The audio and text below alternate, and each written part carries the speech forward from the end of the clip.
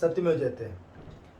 अभी मैंने 6 अलग अलग पब्लिकेशन की बुक्स को लेकर, कौन कौन से पब्लिकेशन मैंने उस पिछले वीडियो में क्लियर किया हुआ है, उसको लेकर 2 चैप्टर्स के वीडियो डाले जिसमें करीब 100 से ऊपर क्वेश्चंस ऑब्जेक्टिव हो गए थे। वो ऑब्जेक्टिव्स आपको मदद करेगा सब्जेक्टिव में भी हल करने में, और काफ़ी डेप्थ में है वो। लेकिन हमारे पुत्र हैं क्लास 12 में, चिन्मया में, उन्होंने कहा कि एक दो दोस्त ने देखकर बताया कि सर को बोलिए कि पूरा चैप्टर समझा देना। पूरा चैप्टर अगर समझा देंगे तो हम लोग अपने अनुसार उस कंसेप्ट को लेकर सब ऑब्जेक्टिव भी हल कर लेंगे, सब्जेक्टिव भी हल कर लेंगे, तो ज़्यादा अच्छा रहेगा। चैप्टर्स का कैसा क्वेश्चन आएगा और किस तरह से क्या टच करना है। तो आज मैं पूरे चैप्टर को समझा रहा हूँ, आप लोग ध्यान से पूरे चैप्टर को सुनिए।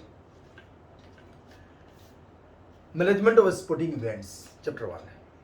अब सबसे पहले अगर what do you mean by management या व्हाट इज मैनेजमेंट आएगा, तब तो आप अपने लैंग्वेज में कुछ भी लिख सकते हैं उसको, कि management all refers to managing all the things, या जो भी आपको मन करे। लेकिन अगर डिफाइन मैनेजमेंट आ जाएगा तब फिर आपको किसी न किसी के नाम के साथ, यानी एक ना एक डिफिनीशन तो याद होना चाहिए आपको, ताकि अगर 1 या 2 मार्क्स में अगर ऐसा कुछ आ जाता है, what your management mention any 3 या 5 ऑब्जेक्टिव ऑफ मैनेजमेंट, तो एक डिफिनीशन याद रखना जरूरी है। उससे आपको ना कंसेप्ट क्लियर भी होगा। जैसे अगर इस डिफिनीशन याद कर लीजिएगा तो उसके ऑब्जेक्टिव्स भी पूछेगा, उसका अगर लाभ भी पूछेगा, अगर उसके बेनिफिट्स भी पूछा, अगर कुछ भी पूछ रहा है तो आप उससे रिलेटेड उसी डिफिनीशन से भी वहाँ से पॉइंट्स चुरा सकते हैं। जैसे MC फार्लैंड ने कहा, अब इसको थोड़ा सा ना रिलेट करने के लिए मैं बच्चों को थोड़ा कोई भी चीज़ याद कराता हूँ, थोड़ा इंटरेस्टिंग, थोड़ा जोड़ के कि कैसे जल्दी याद हो जाए। तो माई कंपनी, आप एक कंपनी खोल रहे हैं, क्योंकि मैनेजमेंट अधिकतर कंपनी या ऑर्गेनाइजेशन से रिलेटेड होता है कोई भी, तो आप एक कंपनी खोल रहे हैं। तो माई कंपनी फारलैंड, FAR फारलैंड, दूर लैंड, यानी दूर जमीन पे आपने कंपनी ली है। वहाँ एक आपने ग्रुप ऑफ मैनेजर्स को भेजा, क्योंकि आप खुद नहीं जा रहे थे, आपका बहुत सारा और काम है, तो आपने मैनेजर्स हायर किया, ग्रुप ऑफ मैनेजर्स को भेजा, क्योंकि मैनेजर से मैनेजमेंट बना है, क्योंकि मैनेजर्स क्या करते हैं, मैनेज करते हैं। तो ग्रुप ऑफ मैनेजर्स को भेजा और वहाँ पर उन्होंने क्या किया, उसी पर पूरा डिफिनीशन को जो है डाल देना है। जैसे MC फार्लैंड के management is the process by which managers, अब ये मैनेजमेंट को मैनेजमेंट करने के लिए मैनेजर्स भेजा, तो management is the process by which managers क्या क्या करेंगे, तो 4 चीज़ें यहाँ क्रिएट करेंगे। तो सबसे पहले एक कंपनी को अभी था भी नहीं, तो जाके सबसे पहले क्रिएट करेंगे। तो management is the process by which managers create, direct, create करेंगे, डायरेक्ट करने में उसको डायरेक्शन देंगे, create, direct, maintain and operate. अब कंपनी को सबसे पहले क्रिएट किए, क्रिएट करने के बाद डायरेक्ट किए कि किसको कैसे क्या करना है, क्रिएट, डायरेक्ट। अब उसको करने के बाद मेंटेन किए, क्योंकि मेंटेन नहीं करे तो नीचे, या तो आप ग्रो कर रहे हैं या तो आप गो, आइदर यू ग्रो और यू विल गो, यानी आप या तो चढ़ेंगे या तो नीचे जाएंगे। आइदर यू एक्सटिंक्ट और यू आइदर डिस्टिंक्ट और यू एक्सटिंक्ट, यानी कि जीवन में आपको या तो आपको मेंटेन करना पड़ेगा, नहीं तो आप नीचे जा रहे हैं, क्योंकि उम्र बढ़ रही है, सब चीज़ जब बढ़ रहा है तो आपको ग्रो करने के लिए मेंटेन करना मतलब हल्का हल्का ग्रो भी करना होगा। तो 3 चीज़ें आगे, सबसे पहले वो क्रिएट किए, फिर डायरेक्ट किए, फिर मेंटेन किए एंड ऑपरेट। इस मेंटेनेंस के लिए डायरेक्ट हमेशा ऑपरेशन चलते रहेगा, एंड ऑपरेट, पर्पसिव ऑर्गेनाइजेशन, एक पर्पसफुल ऑर्गेनाइजेशन। जो कंपनी आपने खोला वो पर्पसफुल होना चाहिए, बिना पर्पस के तो आपने भेजा नहीं होगा मैनेजर्स को, मैनेजर्स भेजा होगा तो बोल के भेजा होगा। तो अब पूरा का पूरा डिफिनेशन इस तरह चल गया कि management the process by which managers create, direct, maintain and operate purposive organisations, purposive organisation through, अब किसके द्वारा, तो systematic, coordinated and cooperative human effort. अब यहाँ पर एक चीज़ है, कंट्रोल्ड नहीं है, कंट्रोल करके आप बहुत आगे तक नहीं जा सकते चीज़ों को, क्योंकि हर चीज़ें कंट्रोल में हमेशा नहीं रहती हैं। लेकिन आप ह्यूमन रिसोर्स को कंट्रोल करने की अपेक्षा अगर कोऑपरेटिव और कोऑर्डिनेटेड रखेंगे तो ज़्यादा अच्छा है। तो ये डिफिनेशन बहुत अच्छा लगता है मुझे कि सिस्टमैटिक तो होना ही चाहिए, systematic, coordinated and cooperative human effort. अब देखिए इस पूरे पेज में ही पूरा का पूरा जो है मेरा नोट्स है, इतने ही में चैप्टर 1 है। ये मैं लास्ट टाइम में आपको नज़दीक ले आऊँगा, आप स्क्रीनशॉट ले लेंगे और आराम से इसको देख लेंगे कि कैसे मैं समझा रहा हूँ और आपको इसमें से क्या क्या मिला। टिप पॉइंट्स है। अगर आपको पूरा पूरा नोट्स चाहिए होगा तो आप वहाँ कमेंट सेक्शन में लिखिएगा, तो मैं वहाँ पर एक लिंक क्रिएट करके डाल दूंगा, आप वहाँ से पूरा का पूरा नोट्स ले सकते हैं। लेकिन मुझे लगता है कि अगर समझे रहेंगे आप तो वो नोट्स भी आपके लिए ज़्यादा फ्रूटफुल रहेगा। सेकंड, अब है फंक्शंस ऑफ मैनेजमेंट। अब फंक्शन ऑफ मैनेजमेंट में भी एक डिफिनीशन अगर आप लिए हुए हैं तो उसी में सारा फंक्शन है, उसमें से कुछ हम लोग को नहीं पढ़ना है, जैसे रिपोर्टिंग और बजटिंग, ये हम लोग को नहीं पढ़ना है। पोस्ट कॉर्प के अंतर्गत सारा आता है मैनेजमेंट। तो मैनेजमेंट फंक्शन ऑफ मैनेजमेंट में Luther Gulick, LUTH Luther Gulick, GAULLIC, Luther Gulick का डिफिनीशन है planning, operating, staffing, directing, controlling या कोऑर्डिनेशन, कंट्रोलिंग या coordination, reporting and budgeting. Reporting budgeting are the main functions of management. ये इनका पूरा definition भी है मैनेजमेंट का, और इन्वर्टेड में इतना ही है। तो आप जब इसको याद कर लेंगे तो आपको याद करने की अलग से जरूरत नहीं पड़ेगी कि क्या हम लोग को पढ़ना है। इसमें से रिपोर्टिंग बजटिंग हटा दीजिए क्योंकि ये हम लोग को नहीं पढ़ना है। ऐसे हम लोगों ने बीपीएड में पूरा पढ़ा था, लेकिन आपके क्लास 12 के इस चैप्टर में सिर्फ डी तक है, पोस्ट डायरेक्टिंग तक है, CO तक है, RB को हटा दिया गया, पोस्ट कॉर्प में से RB को हटा दिया गया है। तो ये पूरा का पूरा आपका ये डिफिनेशन याद रखिएगा तो आपको फंक्शन ऑफ मैनेजमेंट याद रहेगा। अब इसको थोड़ा थोड़ा सा देखिए, प्लानिंग क्या है। Plan a trap laid to capture the future, ऐसा एलन ने लिखा था, एलन ने कहा था। तो प्लान जो है to think in advance, what to do, when to do, by whom it will be done. ये अगर एडवांस में सोच रहे हैं आप तो दैट इज प्लानिंग। अब ऑपरेटिंग क्या है, ऑर्गेनाइजिंग क्या है, किसी भी चीज को ऑर्गेनाइज करना है, मान चीजों को व्यवस्थित ढंग से लेके चलना, दैट इज ऑर्गेनाइज। तो प्लानिंग, ऑर्गेनाइजिंग। ऑर्गेनाइजिंग मीन्स वहाँ से ऑर्गेनाइजिंग से ऑर्गेनाइजेशन बना है। ऑर्गेनाइजेशन चीज़ों को ऑर्गेनाइज रखने के लिए बनता है ताकि साथ में, तो एक समूह में जब हम लोग किसी एक खास मकसद के लिए when a group of people get together to go towards a common goal, that is called organizing a organization। ठीक है, to keep the people towards desired goal, it is called organizing। इस तरह से आपको अपने ब्रेन में रखना कि हाँ ये है बेसिक चीज। Planning, organising, staffing, to select right people for right work या suitable people for suitable work, right people for work according to their capacity and skill, जो है उसके अनुसार अगर आप पीपल चुन रहे हैं दैट इज स्टाफिंग। ठीक है, तो सही स्टाफ चुनना होगा, ऑर्गेनाइज करना होगा, चीज़ों को प्लान पहले से करना होगा, तब उनको डायरेक्शन देना होगा कि आपको इस तरह से ऐसे जाना है, तो डायरेक्टिंग। ठीक है, कोऑर्डिनेशन, कोऑर्डिनेशन जो है वो होना चाहिए। ठीक है, तो कोऑर्डिनेशन आपस में सबका मिलके coordination. Reporting and budgeting, report करना और जो है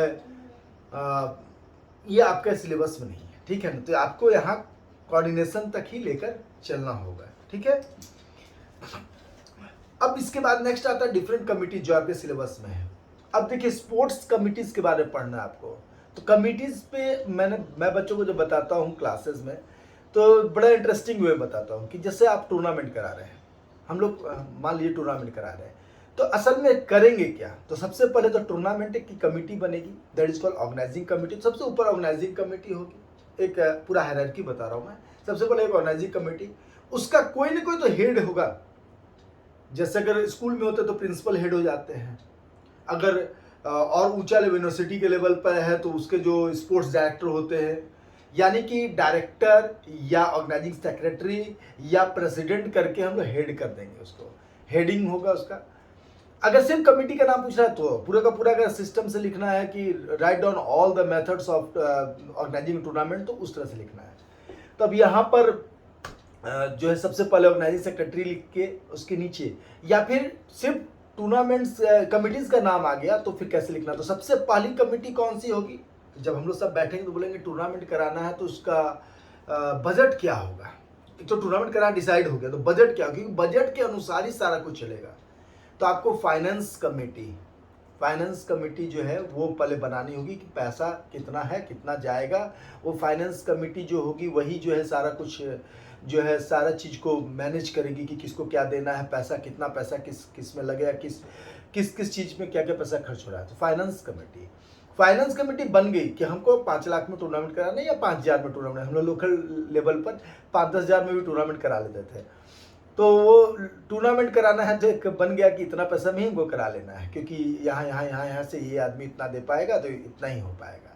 बड़े बड़े टूर्नामेंट में करोड़ों में होता है हिसाब, तो वो कितना करोड़ में आईपीएल कराना है, कितना इसमें ये कराना है, अरबों तक में ही चल जाता है। ओलंपिक कराना है या कोई भी कराना है चीज़, तो आप बड़े से छोटे कुछ भी कराना, तो फाइनेंस बन गया। फाइनेंस बनने के बाद अब क्या होता है, सबसे पहले टूर्नामेंट किस लिए होता है, द बेसिक जो है objective of tournament is the propaganda of sports. Sports को थोड़ा फैलाने के लिए आपका नाम होना चाहिए। जंगल में मोर नाचा और कोई नहीं देखा तो उसका कोई वैल्यू नहीं है। अगर मोर नाचता है कहीं पब्लिक के बीच में तो उसका वैल्यू होता है, क्योंकि उसको लोग रिकॉर्ड करते हैं, उसको देख के लोग खुश होते हैं। तो उसी तरह पब्लिक में जब गेम होता है तो उसका मजा है, जब टीवी के द्वारा या किसी भी सोर्स के द्वारा जब हजारों लाखों करोड़ों अरबों लोग देख रहे हैं किसी चीज़ को, तो उसकी वैल्यू होती है। ओलंपिक की वैल्यू इसलिए कि पूरी दुनिया में लोग उसको देखते हैं। फीफा की वैल्यू इसलिए क्योंकि उसके बाद स्पेक्टेटर उसका सबसे ज़्यादा है। आईसीसी क्रिकेट जो है उसका वैल्यू इसलिए बढ़ गया, जबकि 20-30 कंट्री खेलते हैं, लेकिन वैल्यू इसलिए बढ़ा क्योंकि स्पेक्टेटर्स उनको वाइड मिले, उसको ब्रॉडकास्टिंग मिल गया। तो यानी कि वो होता है सबसे पहले उसका एडवर्टाइजमेंट, मैंने फाइनेंस कमेटी के नीचे एडवर्टाइजमेंट कमेटी। एडवर्टाइजमेंट होना शुरू हुआ। एडवर्टाइजमेंट से पहले हम लोग क्या करते हैं, डेट और वेन्यू दोनों तय रखते हैं।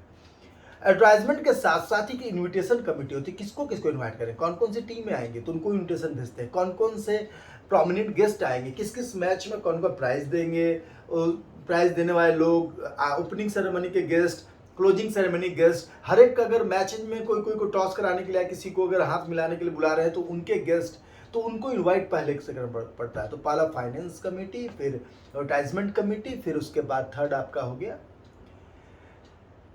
ये इनविटेशन कमेटी। अब इनवाइट कर दिया, सब कुछ हो गया। अब वेन्यू पर लोग जब आने शुरू होते हैं ना, तो एक आदमी होता है जो कोऑर्डिनेट करते होता है हमेशा कि आप कैसे आ रहे हैं कैसे नहीं आ रहे हैं, दैट इज होता है ट्रांसपोर्ट कमेटी। मैं कमेटी के हेड की बात बता रहा हूँ, बाकी उसके नीचे बहुत सारे लोग होंगे। उस कमेटी ही नाम है। कमेटी का मतलब होता है कि 2 या 2 से ज़्यादा लोग हैं उसमें, क्योंकि एक आदमी की बस की बात नहीं होती जब भी थोड़ा बड़ा टूर्नामेंट होता है। तो ट्रांसपोर्ट कमेटी जो है वो ट्रांसपोर्टेशन का सारा ख्याल रखती है, लोगों को रेलवे स्टेशन से या फिर एयरपोर्ट से या फिर बस स्टैंड से कहीं से भी लोग को ले आती है, फिर अपने वेन्यू पर। जैसे ही वेन्यू पर लाती है तो वहाँ एक रिसेप्शन कमेटी होती है जो एंट्री मारती है कि ये टीम आ चुकी है। वो अपने ऑर्गेनाइजिंग कमेटी को बताया थी ये टीम आ गई, इस टीम को यहाँ ठहराना, वो पहले से डिसाइड होता है। रिसेप्शन कमेटी में सारा लोग रिसीव मैंने वहाँ सबसे पहले रिफ्रेशमेंट होता है, लोगों को रिसीव कर लिया आता है, लेकिन वहीं वो रुकते नहीं। जब बड़ा टूर्नामेंट होता है तो रिसेप्शन कमेटी के बाद फिर ट्रांसपोर्ट कमेटी उनको लेके जाती है जहाँ पर उनको ठहरना होता है, जो ठहरने की सारी व्यवस्था करती है, कौन कहाँ ठहरेगा, कैसे उसका सब कुछ होगा, तो उसको कहते हैं बोर्डिंग एंड लॉजिंग कमेटी। तो बोर्डिंग एंड लॉजिंग कमेटी के सुपुर्द हो जाने के बाद एक कमेटी साथ में जुड़ी रहती है, वो है फूडिंग कमेटी। यानी कि वो फूड की सारा फूडिंग कैसे होगा, उनका खाना कब होगा, कैसे होगा, मैच के दौरान अगर खाना खाना है वहाँ रिफ्रेशमेंट कैसे होगा। तो कहीं कहीं फूडिंग और रिफ्रेशमेंट साथ जुड़ा रहता है, फिर रिफ्रेशमेंट अलग रहता है, फूडिंग अलग रहता है। जैसे ही लोग आते थोड़ा रेस्ट कर लिए, खा पी लिए, वेन्यू पे चल गए और खा पी लिए, तो उसके बाद तुरंत लोग चाहते हैं कि हम ग्राउंड देखें, कहाँ खेलना है, वेन्यू कैसा ग्राउंड है। तो ग्राउंड देखने के लिए, स्टेडियम देखने के लोग जाते हैं, तो वहाँ पर ग्राउंड्स एंड इक्विपमेंट कमेटी होती है। तो ग्राउंड्स कमेटी, इक्विपमेंट कमेटी जुड़ी रहती है अधिकतर, वो सारे इक्विपमेंट्स पहले से ठीक ठाक है कि नहीं वो, और ग्राउंड को देखती है।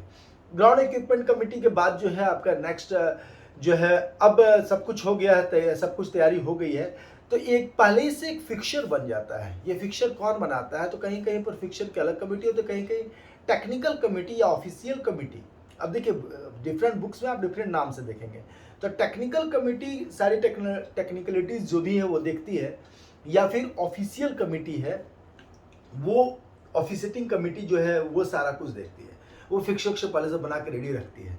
अब इस कमेटी का काम मैच में भी शुरू रहता है और यहाँ भी है, पहले से एडवांस में फिक्सर बना के रेडी, सबको अपना अपना मिल गया एक रात पहले कि आपका यहाँ मैच होगा। बड़े बड़े मैचेज में तो एक सप्ताह 10 दिन पहले ही से फिक्सर जो है, नेशनल इंटरनेशनल मैचेज में पहले से फिक्सर तैयार होता है, सबको मिल जाता है, एक सप्ताह पहले, 10 दिन पहले, कभी 2 दिन पहले, ऐसा।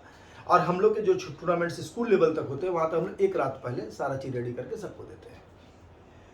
अब वहाँ सब कुछ बन गया, वहाँ सारे लोगों के प्रेजेंस में, मैनेजर्स, टीम मैनेजर्स के प्रेजेंस में एक सारा कुछ जो है टूर्नामेंट का तय हो गया। तो नेक्स्ट डे वेरी मॉर्निंग हम लोग ओपनिंग सेरेमनी कमेटी। अब ओपनिंग सेरेमनी कमेटी जो होती है वही पूरा डिसाइड करती है कि कौन गेस्ट कब बोलेगा, उसका क्या सिस्टम रहेगा, पूरा उसको हम लोग कहते हैं एजेंडा प्रोग्राम, किस तरह से सारा कुछ जाएगा।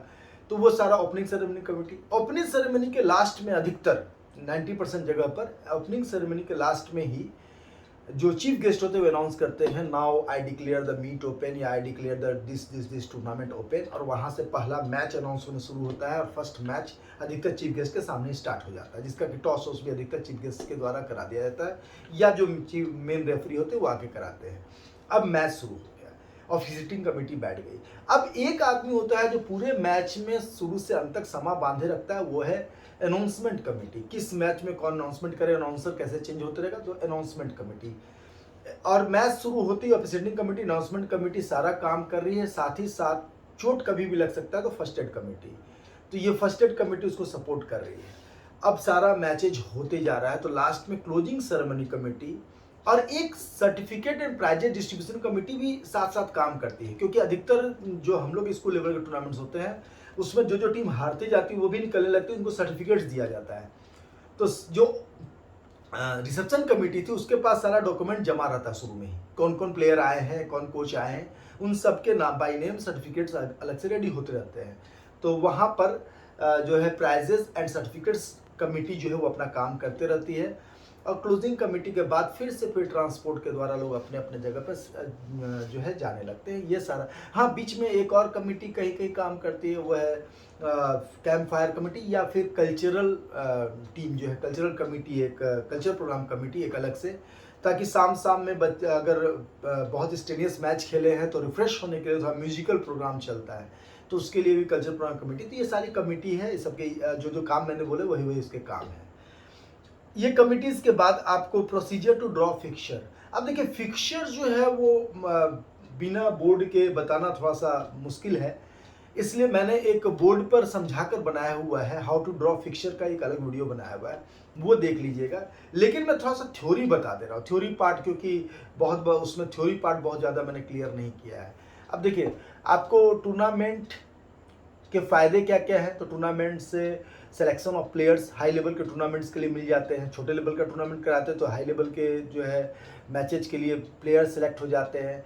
प्लेयर्स का आपस में सोशलाइजेशन अच्छा होता है। टूर्नामेंट्स के द्वारा प्रोपेगेंडा ऑफ स्पोर्ट्स, जो कि मैंने कहा, स्पोर्ट्स का प्रचार प्रसार होता है। एडवर्टाइजमेंट ऑफ स्पोर्ट्स होता है टूर्नामेंट्स के द्वारा। टूर्नामेंट्स के द्वारा जो है स्किल डेवलपमेंट होता है। टूर्नामेंट्स के द्वारा जो है लोगों में खेल के प्रति जागरूकता बढ़ती है। तो ये सारा कुछ आपको पॉइंट्स में याद रखना, 2 4 5 पॉइंट, क्योंकि 5 नंबर से ज़्यादा का क्वेश्चन आता नहीं है फिजिकल में। तो मिनिमम 5 पॉइंट्स तो हर चीज़ के याद रखिए, क्योंकि कहीं गलती से 5 में आ गया तो पाँचों को लिख के उसको एक्सप्लेन कर दीजिएगा 2-3 सेंटेंस में, 4 सेंटेंस में, तो एलोबरेट हो जाएगा आंसर। और मेन पॉइंट्स 5 अगर रहेंगे तो उन पॉइंट्स पर नंबर मिलता है। तो आपको पॉइंट्स या हेडिंग्स याद रखने हैं। नेक्स्ट अब है कि टूर्नामेंट, टाइप्स ऑफ टूर्नामेंट। तो आपको 3 टाइप ऑफ टूर्नामेंट आपको पढ़ने हैं सिलेबस में, knockout, league and combination tournament. तो कॉम्बिनेशन टूर्नामेंट्स जो है वो बनाने के लिए नहीं आता है, फिक्सचर बनाने के लिए आपका आता है 5 मार्क्स का, बहुत बार वो आता है नॉकआउट और लीग के लिए। अब नॉकआउट बनाने का फिक्सचर एक ही ढंग है, उसमें पावर ऑफ 2 में अगर टीम्स हैं तो आपको बाई नहीं देना। बोले बाई क्या है, अब देखिए यहाँ से थ्योरी बताते जा रहे हैं, पहले नॉकआउट को क्लियर कर लीजिए। Bye is a method where one or more teams are given preference या are allowed not to play in first round। First round में, अब फर्स्ट राउंड क्या है, तो मैचेज चलते हैं, उसमें राउंड्स होते हैं। जैसे अगर पावर ऑफ 2 में मैचेज है, इसको थोड़ा ध्यान से सुनिएगा, पावर ऑफ 2 में मैचेज है, मैं 2 टीम है, कोई बाई नहीं, क्योंकि दोनों फाइनल खेल लेगी। 2 into 2 यानी 4 टीम्स है तो सेमीफाइनल फाइनल खेल लेगी।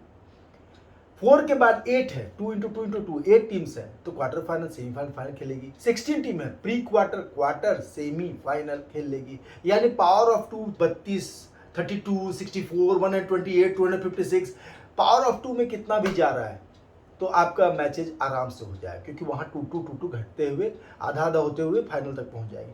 लेकिन जैसे ही पावर ऑफ 2 में नहीं है नॉकआउट टूर्नामेंट। नॉकआउट टूर्नामेंट क्या है? Knockout tournaments are such type of tournament where a team once defeated gets eliminated, माने एक भी हारा बाहर हो गया, that is called knockout tournament। तो नॉकआउट टूर्नामेंट में एक हारा बाहर हो गया, मतलब कि अगर 3 टीम है तो एक को लॉटरी से आपको फाइनल पहुंचाना पड़ेगा, क्योंकि रूल क्या कर रहा है, एक बार हारे तो बाहर, तो 2 बार तो नहीं खेल सकते, दोनों से तो नहीं खेल सकते। तो किसी न किसी एक को लॉटरी के द्वारा या फिर आपको सीडिंग के द्वारा, अब सीडिंग क्या है वो भी सुन लीजिए। अगर मान लीजिए टूर्नामेंट पहले से चल रहा था, पिछली बार कोई विनर था तो उसको प्रेफरेंस दे देते हैं। अगर मान लीजिए 7-8 टीम है, पिछली बार रनर विनर आ गया है, तो ये दोनों को प्रेफरेंस दे देते हैं। देंगे जरूरी नहीं है, सीडिंग जरूरी नहीं है, लेकिन सीडिंग भी होता है। जैसे फिक्सचर पूछ सकता है कि draw a fixture of 10 teams where 4 teams are seeded, तो 4 टीम को सीडिंग देना है।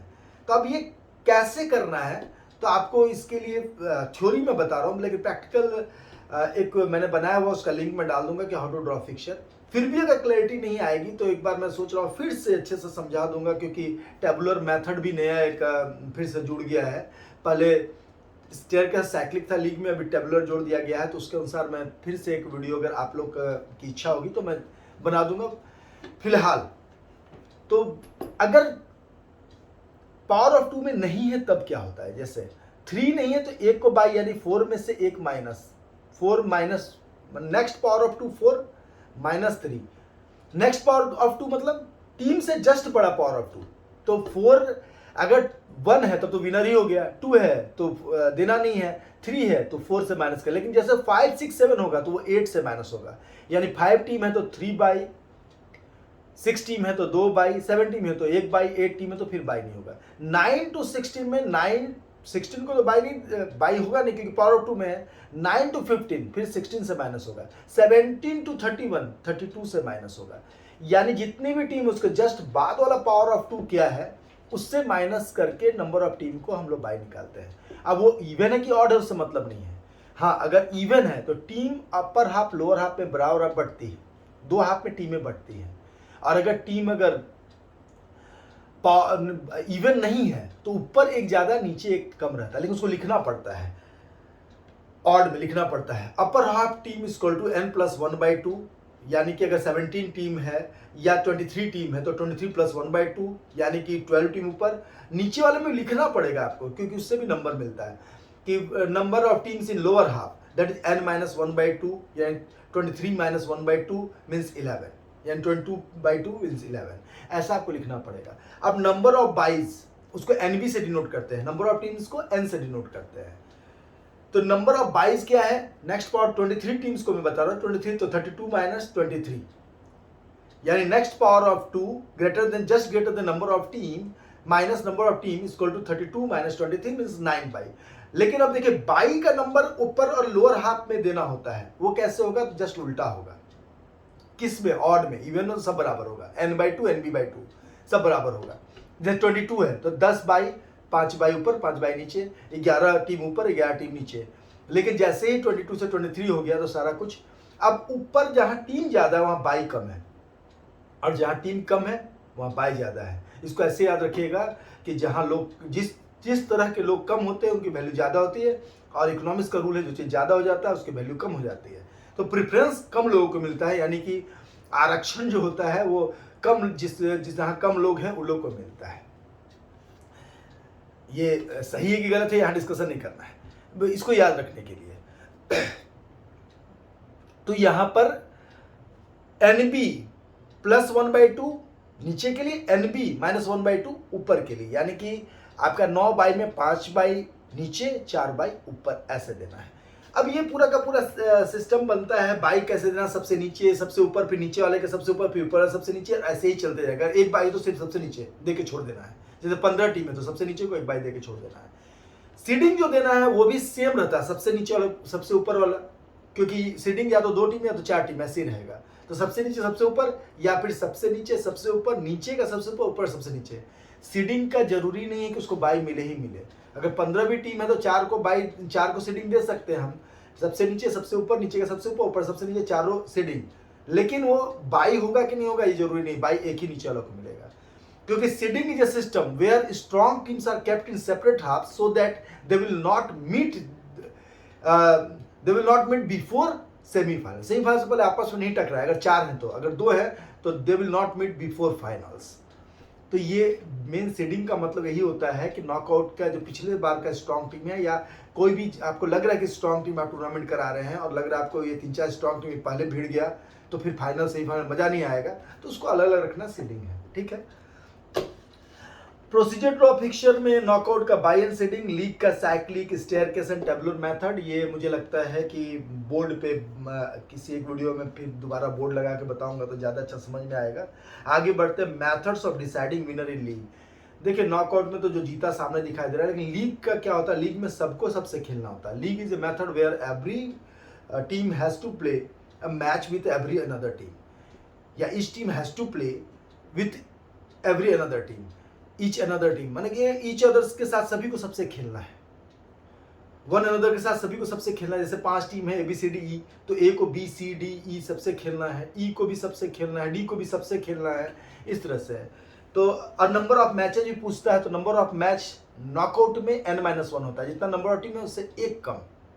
अब यहाँ पर कभी कभी ट्रिकी कर देता है, जो मैंने ऑब्जेक्टिव वाला में सारा समझाया हुआ है, इसलिए आप वहाँ पर ऑब्जेक्टिव भी एक बार देख लीजिएगा। उसमें ही मैंने समझाया कि कैसे ट्रिकी कर देगा, लीग में कैसे ट्रिकी कर देगा, तो कैसे आपको वहाँ का आंसर देना है। क्योंकि वहाँ मैंने पिछले कई साल का जो है जो क्वेश्चन है उसको सारा मिलाकर 8 जो मेरे जो 6 पब्लिकेशन है उनके भी किताब का सारा ऑब्जेक्टिव लेके बनाया हुआ है, तो ऑब्जेक्टिव मुझे नहीं लगता वहाँ से छूटेगा। और वहाँ से बहुत सारी चीज़ आपको ऐसा मिल जाएगा जो सब्जेक्टिव में डाल दीजिएगा तो भी नंबर मिल जाएगा। यहाँ पहले बेसिक चीज़ समझ लें। लीग में आपका मेथड ऑफ डिसाइडिंग विनर, तो 2 मेथड है, ये हो सकता है पूछ दे what is the British method, the American method. तो ब्रिटिश मेथड जो है वो कहता है टोटल पॉइंट्स ऑब्टेन्ड, कितना पॉइंट आपको मिला है, और टोटल पॉसिबल पॉइंट। अब ये पॉइंट कैसे मिलता है, तो लीग में जीता हुआ टीम को 2 पॉइंट, हारा हुआ टीम को 0 पॉइंट, और किसी भी परिस्थिति में अगर ड्रॉ कर दिया गया मैच तो 1-1 पॉइंट दोनों को, चाहे बारिश हो गई और मैच कैंसिल हो गया तो दोनों को 1-1 पॉइंट। तो ये जीता हुआ को 2 पॉइंट्स, हारा हुआ को 0 पॉइंट, और ड्रॉ को दोनों को 1-1 पॉइंट, ऐसा मिला के टोटल पॉसिबल पॉइंट कितना होगा, तो 2-2 सब में जोड़ लीजिए टोटल पॉसिबल पॉइंट है। और मिला जितना, तो मिला जितना डिवाइडेड बाय पूरा पॉसिबल जितना इनटू 100, इससे आपका पॉइंट निकाल के सबको निकाल दिया जाएगा सारी टीम का। और कभी कभी अगर टैली हो गया अगर, तो वॉलीबॉल में जैसा होता है कि पॉइंट्स फिर गिना जाता है, उसके बाद फिर जो है टाइम आउट गिना जाता है। क्रिकेट में जो है डकवर्थ लुईस मेथड के अनुसार, या किसी एवरेज के अनुसार, या रन रेट के अनुसार, किसी भी तरह अगर निकालते हैं हम लोग अलग अलग टीम्स। फुटबॉल में अगर ड्रॉ हो गया और इस तरह का अगर आ गया तो पेनल्टी शूट आउट के अनुसार कोई ना कोई मेथड के साथ निकालते हैं। लेकिन total points obtained divided by total possible point two 100 ऐसे कर निकालते हैं। अमेरिकन मेथड में matches one and total matches, मतलब कितना मैच आप जीते, टोटल मैचेज कितना था इनटू 100, इस तरह करके matches 1 divided by matches played into 100। अब नेक्स्ट टॉपिक इसमें है इंट्रामुरल और एक्स्ट्रामुरल। अब इंट्रामुरल एक्स्ट्रामुरल आपका जो आता है, अब इंट्रा मीन्स होता है विदिन और म्यूरल्स मीन्स वॉल। एक दीवार के अंतर्गत कहीं भी कोई मैच हो रहा है, एक दीवार के अंतर्गत, जैसे कि स्कूल के अंदर क्लास वाइज मैच चल रहा है, सेक्शन वाइज मैच चल रहा है, या हाउस वाइज मैच चल रहा है, ये सारे मैचेज इंट्राम्यूरल मैचेज होते हैं। ये हम लोग ऑर्गेनाइज करते हैं। स्पोर्ट्स डे जो होता है वो भी एक इंट्राम्यूरल ही स्पोर्ट्स है, जो एक स्कूल के अंतर्गत कभी भी होता है साल भर में एक बार। बहुत स्कूल में नहीं भी होता है, लेकिन बहुत सारे स्कूल्स में स्पोर्ट्स डे होता है, तो दैट इज इंट्राम्यूरल, सारा इंट्राम्यूरल है। एक्स्ट्राम्यूरल क्या है, एक्स्ट्रा मीन्स आउटसाइड, म्यूरल में वॉल। अब बोलेगा दीवार के बाहर जाके बाहर खेलेंगे तो क्या, नहीं, जब कोई ना कोई टीम, या तो आप किसी के स्कूल में जा रहे हैं यानी अपनी दीवार के बाहर जा रहे हैं, या कोई अपने दीवार के बाहर से आपके पास आ रहा है, when 2 or more than 2 schools are participating in any tournament, any kind of tournament, that is called extramural। Intramural अपना सिलेक्शन के लिए स्कूल का होता है, फिर स्कूल के अंदर माहौल स्पोर्ट्स का बनाने के लिए होता है। इंट्राम्यूरल बच्चों के बीच में एकता लाने के लिए होता है। इंट्राम्यूरल एक स्पोर्ट्स का अवेयरनेस के लिए होता है, हेल्थ के अवेयरनेस के लिए होता है, ग्रास रूट लेवल पर प्लेयर के सिलेक्शन के लिए होता है। ये सारा कुछ इंट्राम्यूरल। एक्स्ट्राम्यूरल जो है टू अपने स्किल को बढ़ाने के लिए होता है, दूसरों से सीखने के लिए होता है, सोशलाइजेशन का दायरा और बढ़ाने के लिए होता है। तो ये इंट्राम्यूरल एक्स्ट्राम्यूरल का आपको फायदा है, ऑब्जेक्टिव इस तरह से लिखना है। और ये जरूर कीजिएगा कि इंट्राम्यूरल्स का मतलब इंट्रा मीन्स होता है विदिन, म्यूरल्स मीन वॉल, ऐसे करके आपको चलना है, ये जरूर कीजिएगा, ठीक है। तो ये आपका हो गया इंट्राम्यूरल और extramural. Benefits of community sports जब खेला जाता है तो उसके बेनिफिट्स क्या है। कम्युनिटी स्पोर्ट्स आपको पढ़ना है 4-5 जो कम्युनिटी स्पोर्ट्स है, जैसे हेल्थ रन्स है, रन फॉर फन है, वो आगे मैं बताया था थोड़ा थोड़ा में कि क्या है। तो बेनिफिट क्या है उससे, health help in improving physical health तो बढ़ाता है, कॉमन चीज़ है। Help in improving mental emotional health भी बनाता है, क्योंकि लोगों के साथ हम पार्टिसिपेट करते हैं। Help in improving social health, society में एक दूसरे के साथ जो है हम लोग कम्युनिकेट करते हैं, सोसाइटी में एक दूसरे के साथ हंसी मजाक करते हैं खेल के बहाने। तो social health play vital role in reducing crime rates. जब आप पॉजिटिव चीज़ों में इन्वॉल्व होंगे तो निगेटिव, देखिए अंधेरा और लाइट दोनों एक साथ एग्जिस्ट नहीं करता है। जब दोनों एक साथ एग्जिस्ट नहीं करता है तो फिर दोनों में से एक ही चीज़ रहेगा। तो अंधेरे पर छोड़ प्रहार, हमको प्रकाश जलाना है, तो हम लोग को क्या करना है, अच्छी चीज़ों में, क्रिएटिव चीज़ों में लोगों को ज़्यादा इन्वॉल्व करना है। तो स्पोर्ट्स वही करता है, आपकी एनर्जी को पॉजिटिव जगह निकालता है। तो reducing crime rates, help in building stronger community, एक स्ट्रॉन्ग कम्युनिटी, क्योंकि एक हेल्दी आदमी एसिड्स है हमारे सोसाइटी के लिए, और एक बीमार आदमी फिजिकली मेंटली जो इल है वो आदमी, अब यहाँ देखिए फिजिकली और मेंटली इसलिए बोल रहा हूँ क्योंकि दोनों जुड़ा हुआ है। अगर कोई फिजिकली थोड़ा वीक भी है लेकिन मेंटली बहुत स्ट्रांग है, स्टीफन हॉकिंग जैसे लोग हैं, तो फिर मेंटल लेवल पे ही बहुत कुछ कर देते हैं। तो अगर आप, लेकिन ये अपवाद है, 90% लोग हैं जब फिजिकली इल होते हैं तो मेंटली भी इल हो जाते हैं। कारण क्या है कि पूरा ध्यान किसी शरीर के दर्द पे ही रहता है, तो वो क्रिएटिव काम नहीं कर पाते हैं, क्योंकि वी आर साइकोफिजिकल, हमारा शरीर मन जुड़ा हुआ है। Help in building strong community, help in making connection, लोगों में कनेक्शन बढ़ता है। स्पोर्ट्स के माध्यम से हम लोग का कनेक्शन बहुत ज़्यादा बढ़ा रहता है लोगों से। हेल्पफुल इन इकोनॉमिक कंडीशन, और इकोनॉमिक कंडीशन क्योंकि जो स्वस्थ आदमी हो ज़्यादा बेहतर काम कर पाएगा, ज़्यादा क्रिएटिव हो पाएगा, तो सोसाइटी के लिए एक एसेट्स भी होगा और वहाँ पर इकोनॉमिकल हमारा मदद मिलेगा। जिस देश की जनसंख्या बीमार कम पड़ती है वहाँ पर हेल्थ केयर पर सरकार का खर्च कम होता है, तो लोग अपने आप जो है इकोनॉमिकल जो है देश जो है वो आगे बढ़ता है। यही कारण है कि आप देखिएगा ओलंपिक के मेडल टैली में जो है वहाँ पर देखिएगा जो कंट्री ज़्यादा ऊपर मेडल टैली में है वो इकोनॉमिकली बहुत स्ट्रांग है। दोनों साथ चलता है। कम्युनिटी स्पोर्ट्स प्रोग्राम में क्या क्या आता है, तो sports day, a fixed day in school और college for sports competition among its students. Health runs, there is no competition, health run में कंपटीशन तो नहीं होता, आपस में हेल्दी रहने के लिए जो है हम लोग वो काम करते हैं, हेल्थ रन्स, ठीक है। Run for fun, having fun and frolic during running के दौरान आपस में फन फ्रोलिक होना चाहिए। रन फॉर स्पेसिफिक कॉज, एक स्पेसिफिक कॉज के लिए रन करते हैं, जैसे किसी खास बीमारी, कैंसर या फिर एड्स या इस तरह की कोई भी बीमारी जो चलती है और उसमें लोगों के लिए फंड रेज करना पड़ता है, उसके लिए रन फॉर स्पेसिफिक कॉज। ये नाम से ही क्लियर हो जाएगा, आप जैसे ही नाम याद रखिएगा बस वो सारा का सारा। रन फॉर यूनिटी, जब कभी किसी समय यूनिटी की कमी होती है उस समय, जैसे मुंबई में जो ताज पर अटैक हुआ था, तो उसके बाद जो है मुंबई रन फॉर यूनिटी वहाँ पर चला था कि लोगों में पूरे लोग यूनाइटेड रहे, उसके रन फॉर यूनिटी का मैच वहाँ पर एक मैराथन किया गया था। और ये खुशी की बात है कि जो है मुंबई में यूनिटी फिर उसके बाद भी बनी रही। इवन की एक अच्छी बात यहाँ थी कि वहाँ पर जब आतंकवादी लोगों का शरीर को जो है ग्रेवयार्ड ले जाने की बात हुई तो वहाँ कोई स्वीकार नहीं किया, बोला कि हम लोग आतंकवादी को अपने यहाँ सर ये नहीं होने देंगे, दफन नहीं होने देंगे, और काफ़ी यूनाइटेड वहाँ के लोग रहे उसके बाद भी।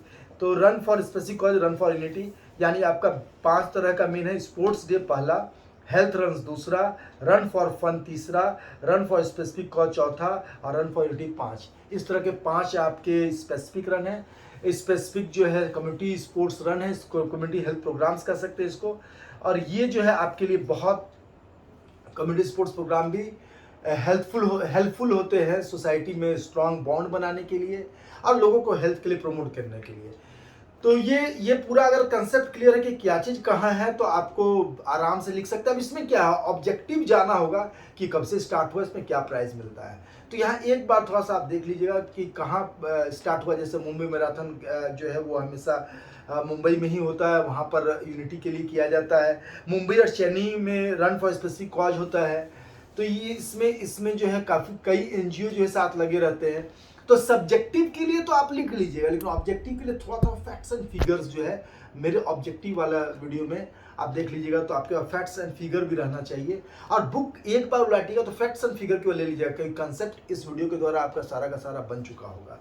तो आप सबको अभी तक जो है अंत तक वीडियो बने रहने की धन्यवाद। और ज़रूर एक दो बार क्या कीजिएगा कि इसको ऑडियो लेवल पे लगाकर सुन लीजिएगा। तो आपका क्या होगा, जैसे कि कहीं पर क्या होता है, दो तरह का टाइम होता है। एक होता है कि पूरा फुल कॉन्शियस टाइम, जैसे आपको फिजिक्स का न्यूमेरिकल बनाना है या अकाउंट्स बनाना है। एक होता है हाफ कॉन्शियस टाइम कि आप कुछ कपड़ा धो रहे हैं, कुछ घर साफ कर रहे हैं, कुछ और कर रहे हैं, किताब सजा रहे हैं। उस टाइम आप इस वीडियो को अगर आप साथ में बैक में सुनते रहते हैं तो भी मुझे लगता है कि चैप्टर का कंसेप्ट पूरा क्लियर हो जाएगा। आप सब बेहतर करें एग्जाम में, इसकी शुभकामना सभी को।